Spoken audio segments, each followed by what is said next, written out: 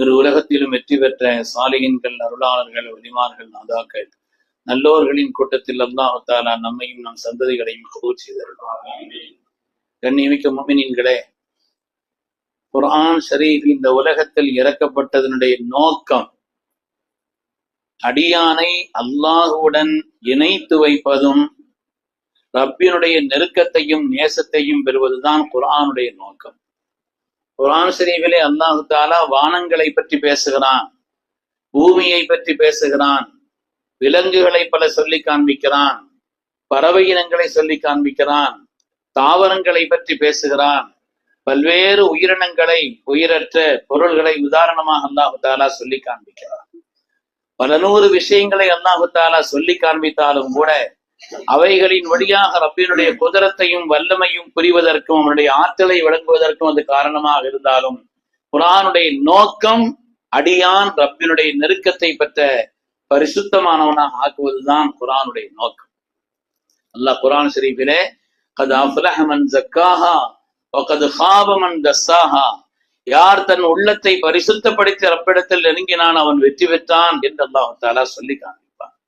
அருமையான பெருமக்களே, அந்த ரப்பினுடைய நெருக்கத்தை, அல்லாஹுவினுடைய நெருக்கத்தை பெறக்கூடிய வழிகள் என்ன? ஏராளமான வழிகளின் வழியாக அந்த ரப்பினுடைய நெருக்கத்தை, அவனுடைய உன்னதமான நிலையை சாலிஹீன்கள், அருளாளர்கள் பெற்றார்கள். ரப்பினுடைய நெருக்கத்தை பெறுவதற்கு ஒவ்வொருவரும் ஒரு வழியை தேர்ந்தெடுத்தார்கள்.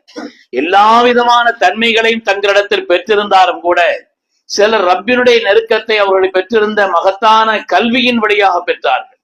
சிலர் அவருடைய பற்றற்ற சுகத்தினுடைய வாழ்க்கையினால் பெற்றார்கள். சில பேர் தாங்கள் பெற்ற சம்பாத்தியத்தை, தாங்கள் பெற்ற உழைத்த அந்த சம்பாத்தியத்தை ரப்பினுடைய திருப்திக்காக செலவழிப்பதன் வழியாக ரப்பினுடைய நெருக்கத்தை பெற்றார். பல்வேறு வழிகளிலே ஹஜ்ரத் இமாம் கஸ்ஸாலி ரஹ்மத்துல்லாஹி அலைஹி அவர்கள் சிறந்த கல்விமான். உலகத்தில் அவருடைய ஞானத்தை போல் எங்களுக்கு தார் ரப்பே என்று உலகம் முழுவதும் துஆ செய்கிறார்கள். யா ரப்பி அஅதி லனா இல்மன் வ ஃபஹ்மன் கமா அஅதைத யா ரப்பனா லி ஷைഖ் கஸ்ஸாலி. யா அல்லாஹ், ஹஜ்ரத் இமாம் கஸ்ஸாலி அவர்களுக்கு கொடுத்த அந்த ஞானத்தை போல், அறிவை போல், விளக்கத்தை போல் நீ எங்களுக்கு தா என்றே ரப்பு, தா ரப்பே என்று உலகத்தில் பலரும் துஆ செய்யக்கூடிய மகத்தான இமாம் கஸ்ஸாலி ரஹ்மத்துல்லாஹி அலைஹி அவர்கள் சிறந்த கல்வி ஞானத்தின் வழியாக ரப்பினுடைய நெருக்கத்தை பெற்றார். உலகத்தினுடைய கல்வி ஞானம் போற்றப்படுகிறது.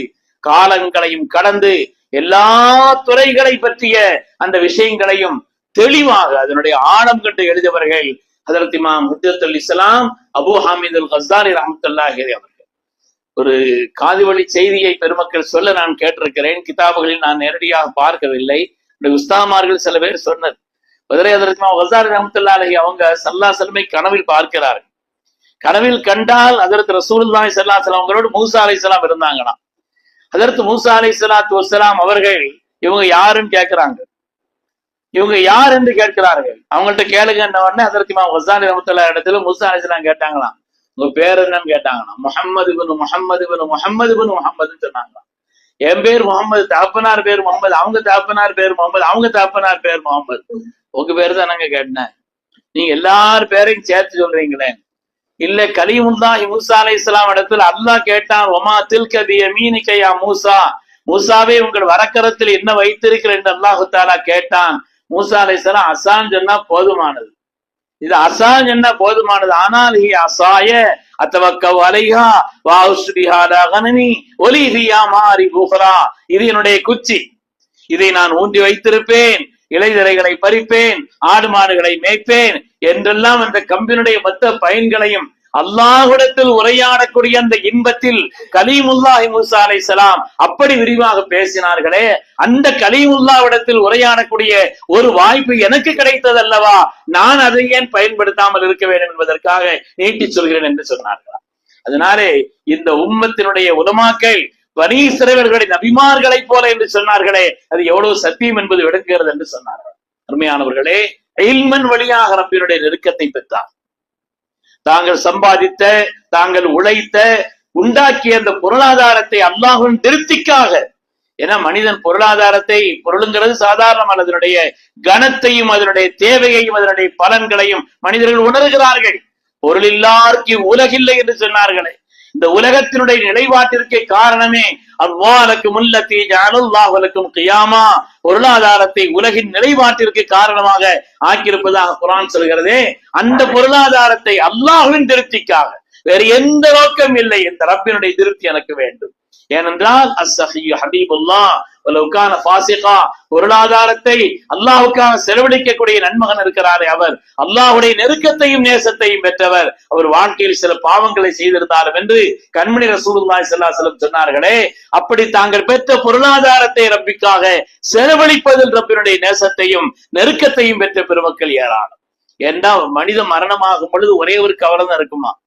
துன்யாவை விட்டு பிரியக்கூடிய நேரத்தில் மனிதனுக்கு இருக்கக்கூடிய கவலையை குர்ஆன் சொல்கிறது. ஒரே ஒரு கவலை இருக்கும். அல்லாஹ் சூரத்துல் முனாஃபிகீன் சொல்வான், லவ்லா அഖர்தனி இலா அஜலின் கரீப், ரப்பே என்னை கொஞ்ச கால உலகத்தில் விட்டு வைத்தால் ஃபஸத்தக், உனக்கு பொருத்தமான நல்ல காரியங்களிலே நான் சம்பாதித்த பொருளாதாரத்தை செலவழித்திருப்பேனே என்று சொல்வான்.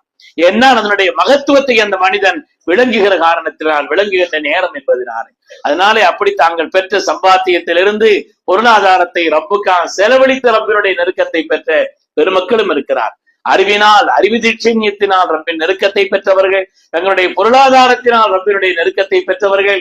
அதே போல பற்றற்ற வாழ்க்கை எல்லாம் இருந்தும் கூட கல்வியிலே அது ஏறாமல், பெருமக்கள் சொல்வார்களே, லஹி துன்யா ஃபீ யதி வலா தலா ஃபீ கல்பி, துன்யாவை கையிலே வை, கல்வியிலே கொண்டு போய் வைக்காது என்று சொல்வார்களே.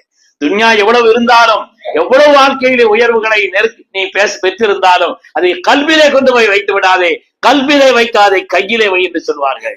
கல்வியிலே ரப்பை வை என்று சொல்வார்கள். அதே போல பற்றற்ற வாழ்க்கையினாலே இமாம் ஷகீக் பல்கி ரஹ்மத்துல்லாஹி அலைஹி சொல்கிறார்கள், ஷாபுன் அல்லமனி ஸுஹத, ஒரு வாலிபர் எனக்கு பற்றற்ற தன்மையை, ஜுஹுத் என்றால் என்ன, எனக்கு அவர்தான் கற்றுத் தந்தார்னு சொன்னாங்க.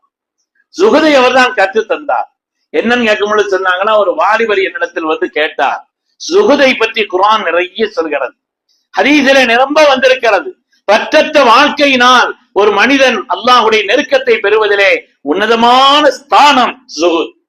எவ்வளவு இருந்தாலும் கல்வியில் அது ஏறாமல் ஒரு பற்றற்ற வாழ்க்கையாக துறவு போல் உள்ள வாழ்க்கை வாழ்கிறாரே, அவரை பற்றி நிரம்ப சொல்லப்பட்டிருக்கிறதே. ஜுஹுதுன்னா என்னன்னு கேட்டாங்களாம். நாம் ஷகீக் பல்கி ரஹ்மத்துல்லாஹி அலைஹி சொன்னாங்களாம், அல்லாஹ்வுடைய நிஅமத்துகளை வாழ்க்கையில் பெற்றால் நன்றி செலுத்தி வாழ்வதும், வாழ்க்கையில் தான் நினைத்தது கிடைக்கவில்லை என்று சொன்னால் சபர் செய்வதும்னு சொன்னாங்களாம். ரப்பினுடைய புறத்திலிருந்து நிஅமத்துகளை கிடைக்க பெற்றால் சுக்ர் செய்து வாழ்வது, இல்லாவிட்டால் சபர் செய்து கொள்வது. இந்த பையன் சொன்னாரா, அந்த வாலிபர் சொன்னாரா, இதுதான் பல்கு நாட்டினுடைய நாயகரிடத்தில் கூட இந்த குணம் இருக்கிறது.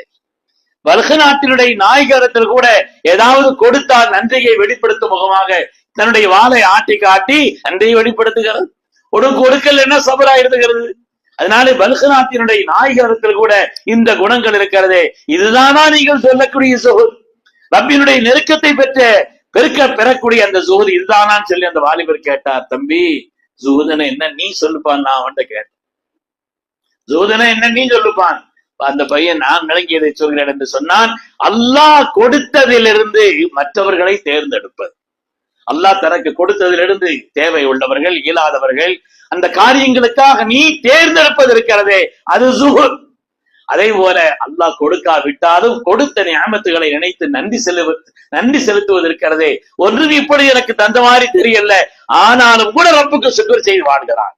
அதுதான் ஜுஹுத். அந்த பையன் சொன்னதுனால ஹஜ்ரத் இமாம் ஷகீக் பல்கி ரஹ்மத்துல்லாஹி அலைஹி சொன்னார்களா, ஷாபுன் அல்லமனி ஸுஹத, ஒரு வாலிபர் எனக்கு ஜுஹுத் என்றால் என்ன, அந்த பற்றற்ற தன்மையை கற்றுத் தந்தார் என்று சொன்னார். வாழ்க்கையிலே உயர்ந்த குணங்களால் ரப்பினுடைய நெருக்கத்தை பெற்றவர்கள். அப்துல் காதர் ஜீலானி ரஹ்மத்துல்லாஹி அலைஹி சொல்வார்கள், 12 குணங்களை கொண்டு ரப்பினுடைய நெருக்கத்தை பெறுங்கள். வாழ்க்கையிலே அல்லாஹ்விடத்தில் உள்ள குணங்கள் 2, ஸல்லல்லாஹு அலைஹி வஸல்லம் குணத்தில் உண்டான குணங்கள்